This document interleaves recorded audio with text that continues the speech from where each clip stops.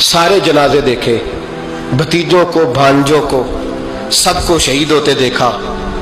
औरतें डरती मैयत को हाथ नहीं लगाती, चीखती है बीबियां। लेकिन हजरत जनाब ज़ैनब ने पता क्या देखा था, वो सुनना जरा। इमाम हुसैन की लाश मुबारक करबला में पड़ी थी और इमाम हुसैन का सर काट के नेज़े पे चढ़ाया गया था और वो बीबियों के सामने सामने खाली सर चल रहा था और सैकड़ों मील का सफर करके दमिश्क के बाजारों से गुजरता वो सर गया। आज मैं सर की बात नहीं करता, सर की, आप मर्द हैं, जवान है सारे, यहां किसी का कटा हुआ हाथ फेंक दिया जाए ना, हाथ तो लोग चीखे मार के दौड़ जाएंगे, बल्कि हाथ तो दूर रहा, किसी की उंगली काट के यहां फेंकी जाए तो लोग चीखे मार के मर्द दौड़ जाएंगे। लेकिन कटा हुआ सर देखा, लाशें देखे।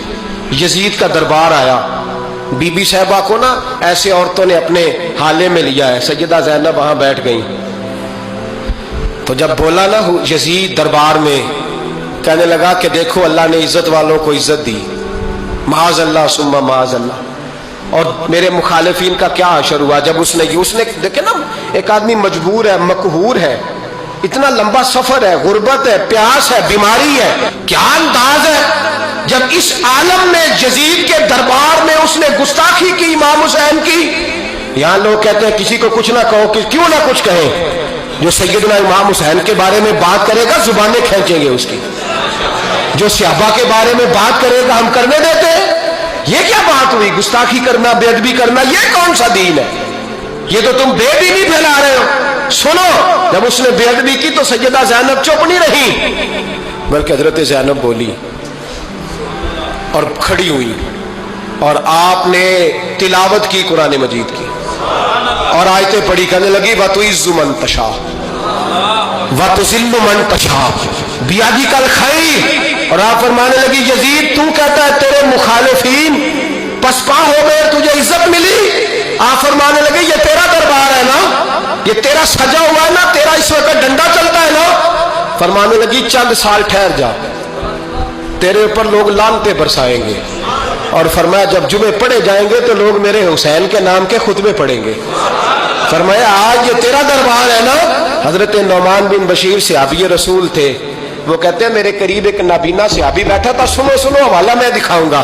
कहने लगे मेरे करीब उस वक्त यजीद के दरबार में एक नाबीना सहाबी बैठे थे, जब बीबी ज़ैनब ने ये बात की ना तो वो नाबीना सहाबी मेरा हाथ पकड़ के कहने लगे नौमान अली आ गए, ये तो अली की आवाज है, अली आ गए। जिब्रील अमी बोल रहे हो जैसे, हिकमत के गौहर रोल रहे हो जैसे, दरबार दमिश्क में वो ज़ैनब का खिताब मिंबर पे अली बोल रहे हो जैसे।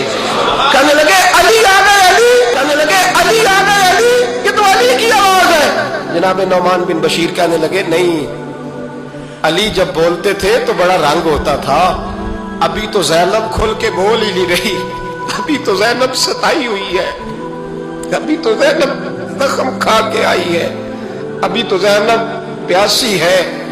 काश ज़ैनब तरो ताजा होती तो ज़ैनब खुतबा पढ़ती तो अली की तरह गरजदार आवाज निकलती। यजीद के महल कांपते, जिब्रील अमी बोल रहे हो जैसे, हिकमत के गोहर रोल रहे हो जैसे, दरबार दमिश्क में बीबी ज़ैनब का खिताब मिंबर पे अली बोल रहे हो जैसे। वो मिस्कीनों की तरह मिन्नतें नहीं कर रहे थे, हाय पानी उनका मिजाज ही नहीं थे, बल्कि वो दलेर लोग थे, दलेर, और बर मौका बर महल बोलते थे। यजीद आया दरबार में, जब ये सारा काफिला वहां पहुंचा तो यजीद दरबार में आया, और जब वो दरबार में आया तो बादशाहों का तरीका है, गाड़ियां, अब हमारे बादशाहों ने रूटर वाली गाड़ियां रखी हुई, वो यूं यूं चलती हैं, शोर होता है पीछे। ये उस जमाने में कहा जाता था बा दब्बा मुलादा होशियार, पीछे हट जाओ पीछे हट जाओ, नारे लगने लगे। तो यजीद का एक नाखलफ बेटा इमाम ज़ैनुल आबिदीन से कहने लगा तेरा बाप कहाँ है, देख ये मेरे बाप दादा के नारे, देख मेरे बाप के नारे, तेरे किधर है। अभी ये बात शुरू उसने की थी कि दमिश्क की जामे मस्जिद में जोर की अजान हो गई, और जब मुअज्जिन ने कहा ना अशहदु अन्ना मुहम्मदर रसूलुल्लाह, तो इमाम ज़ैनुल आबिदीन उसका हाथ पकड़ के कहने लगे ये मेरे नाना के नारे लग रहे हैं, अगर तेरा है तो बता। یہ میرے نانا کے نعرے ہیں، اور فرمایا تیرے باپ کے 2-2.5 سال لگیں گے، میرے نانے کے قیامت کے بعد بھی لگیں گے۔ میرے نانے کے نعرے قیامت کے یہ لگتے رہیں گے، لگ رہے ہیں اور لگتے تھے اور لگتے رہیں گے۔ میرے بھائی یاد رکھو، دلیری ہمت، پہلی بات ان سے پیار کرنا ہے، دوسرا ان کی ہمت، ان کا مقام دلیری کرنا ہے، ان کا کام ہمت کرنا ہے، ان کا کام ڈٹ جانا ہے، کمزوری دکھانا اہل بیت کا طریقہ ہوتی ہے۔ حضرت عباس کے بازوؤں میں درد ہوتی ہے، جناب زینب پھر پریشان ہوتی ہیں کہ ہم تو اس بے حیائی کے خلاف لڑے اور امت ابھی یہ گند کر رہی۔ جو چوکوں میں کھڑا ہوتا ہے نا عورتوں کو تاڑتا ہے، وہ یزید کے طریقے پہ عمل کرتا ہے۔ یہ دلائل ہے، آپ سوچ لیں، اندازہ کر لیں کہ ہم نے کس جماعت میں کھڑے ہونا ہے۔ اس لیے گند سارا نکالیں۔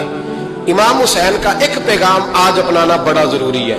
امام حسین نے سر سجدے میں کٹایا اور قرآن کی تلاوت نیزے کی نوک پہ بھی جاری رہی ہے۔